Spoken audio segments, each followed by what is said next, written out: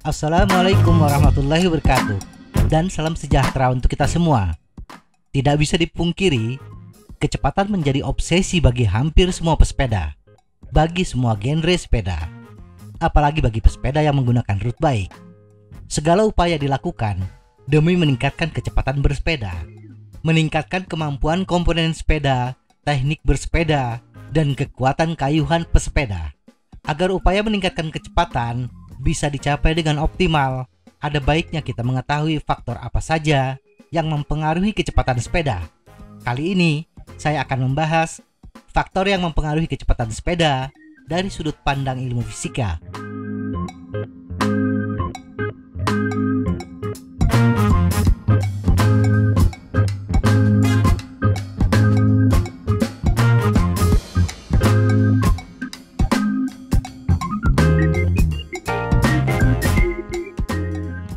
Power dan kecepatan.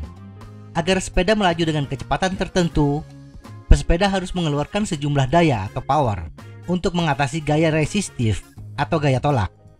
Power yang harus dikerahkan pesepeda adalah hasil kali antara gaya tolak dengan kecepatan. Atau untuk menghasilkan kecepatan tertentu, maka gaya atau power dibagi oleh gaya tolak.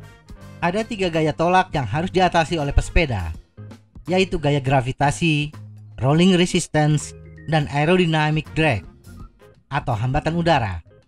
Pesepeda harus mengatasi gaya gravitasi ketika melintasi jalur yang menanjak, tetapi akan menjadi penambah kecepatan ketika bersepeda di turunan. Sedangkan di jalan datar, gaya gravitasi tidak mempengaruhi kecepatan sepeda. Gaya gravitasi dirumuskan sebagai hasil perkalian antara konstanta gravitasi, sinus kemiringan jalan, dan berat total pesepeda, sepeda, dan perbekalan. Sedangkan rolling resistance harus diatasi untuk seluruh medan bersepeda. Gaya ini adalah hasil perkalian antara koefisien gaya gesek, konstanta gravitasi, kosinus kemiringan jalan, dan berat total. Sedangkan hambatan udara adalah setengah dari hasil perkalian antara koefisien drag, luas penampang depan, kepadatan udara, dan kuadrat kecepatan. Hasil perkalian total gaya tolak dengan kecepatan tersebut adalah power yang harus dikerahkan ke pedal sepeda. Tetapi gaya tersebut akan mengalami pengurangan ketika disalurkan dari pedal ke roda belakang. Yang mengurangi daya tersebut adalah mechanical resistance, yaitu gaya gesek drivetrain, seperti bearing, rantai, dan lain-lain. Tidak ada rumus tertentu untuk menghitung mechanical resistance. Biasanya mengurangi sekitar 2%, dengan asumsi sepeda memiliki drivetrain yang bersih dan dilumasi dengan baik. Nah, dari persamaan tersebut dapat kita tarik kesimpulan, faktor yang mempengaruhi kecepatan adalah power, berat total, kemiringan jalan, dan luas penampang depan atau aspek aerodinamis. Mari kita lihat berapa kenaikan kecepatan dari masing-masing faktor tersebut. 1. Power. Kecepatan adalah hasil bagi antara power atau daya dengan total gaya tolak. Jadi semakin besar power yang dikerahkan pesepeda, maka akan semakin besar pula kecepatan yang dihasilkannya. Dengan asumsi gaya tolak tetap, power yang dihasilkan pesepeda adalah hasil perkalian gaya torsi dengan kecepatan putaran pedal per menit atau cadence. Gaya torsi adalah kekuatan otot pesepeda. Semakin besar gaya otot yang dikerahkan ke pedal, semakin besar pula power yang dihasilkan. Demikian pula, semakin besar cadence yang diterapkan, akan semakin besar pula power yang dihasilkan. Power diukur dalam satuan watt. Berapa kenaikan kecepatan dalam kilometer per jam untuk setiap kenaikan power sebesar 1 watt. Dari hasil perhitungan menggunakan rumus power, setiap kenaikan power sebesar 1 watt akan menaikkan kecepatan sebesar 0,07525 km per jam. 2. Berat total. Berat total di sini adalah hasil penjumlahan berat badan pesepeda, berat sepeda, dan berat perbekalan yang dibawa. Dari perhitungan yang saya lakukan, pengaruh berat total terhadap kecepatan adalah setiap pengurangan berat total sebanyak 1 kg akan menaikkan kecepatan sebesar 0,033 km per jam. Perlu diperhatikan, persentase terbesar dari berat total adalah berat pesepeda. Mengurangi berat badan beberapa kilo kadang-kadang tidak menuntut biaya yang besar. Berbeda dengan mengurangi bobot sepeda. Untuk menurunkan bobot sepeda sebesar 1 kg, kadang-kadang kita harus mengeluarkan uang jutaan rupiah.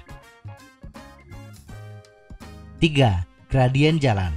Kemiringan jalan biasanya dinyatakan dalam persentase gradien. Gradien adalah hasil bagi ketinggian dengan jarak tempuh horizontal. Misalnya jalur mengalami kenaikan sebesar 15 meter dalam jarak horizontal 100 meter, maka jalur tersebut memiliki gradien 15%. Gradien jalan mempengaruhi dua gaya tolak, yaitu gaya gravitasi dan rolling resistance. Ketika di jalan datar, gaya gravitasi sama dengan 0 karena sudut kemiringannya 0%.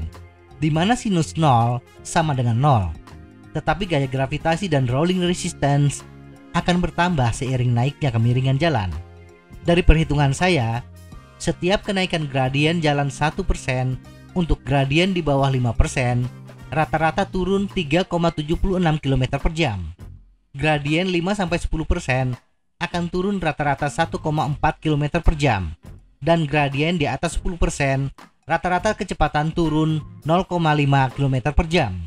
Semakin tinggi gradien jalan, setiap kenaikan 1%, penurunan kecepatan pun tidak terlalu banyak bila sepeda dikayuh dengan power yang sama. 4. Rolling resistance. Faktor yang turut mempengaruhi nilai rolling resistance adalah koefisien rolling resistance.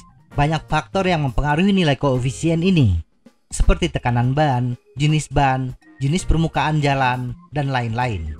Dari sekian banyak faktor tersebut, saya mengambil contoh dua ban yang memiliki koefisien yang berbeda, yaitu Vittoria Corsa Speed G Plus 2.0 dan Continental Grand Prix 5000. Victoria memiliki koefisien 0,0021, sehingga untuk perhitungan kecepatan dengan berat total tertentu, kecepatan yang dihasilkannya adalah 31,55 km per jam. Sedangkan Continental dengan koefisien 0,003 hanya memiliki kecepatan 31,08 km per jam. Selisih 0,47 km per jam. 5. Aerodinamis. Faktor aerodinamis yang paling berpengaruh adalah penampang depan. Semakin merunduk posisi duduk pesepeda, maka semakin kecil penampang depan, dan hambatan udara pun akan semakin kecil. Walaupun kita tidak bisa menyangkal, faktor kecepatan angin sakal arah depan sangat mempengaruhi kecepatan. Tetapi faktor kecepatan angin ini tidak bisa kita ubah, dan semakin cepat sepeda kita kayuh, maka akan semakin besar pula power yang dibutuhkan, kurang lebih pangkat 3 dari kecepatan. Di luar aspek kecepatan dan lebar tubuh, luas penampang masih bisa kita perkecil dengan memperkecil tinggi pesepeda, yaitu dengan cara duduk pada posisi aerodinamis, merunduk. Dari perhitungan kecepatan yang saya lakukan atas beberapa posisi yang umum dikenal oleh pesepeda road bike adalah sebagai berikut.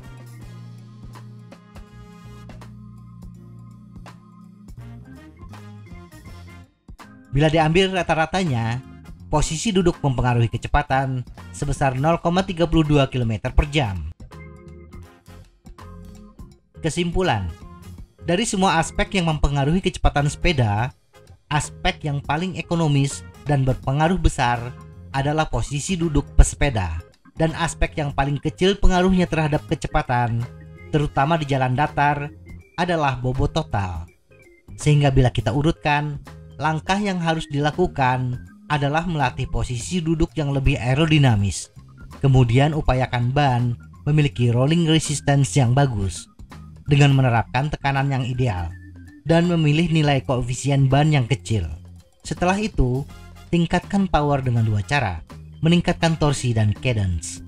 Kemudian, bila juga tetap ingin menaikkan kecepatan, turunkan berat badan.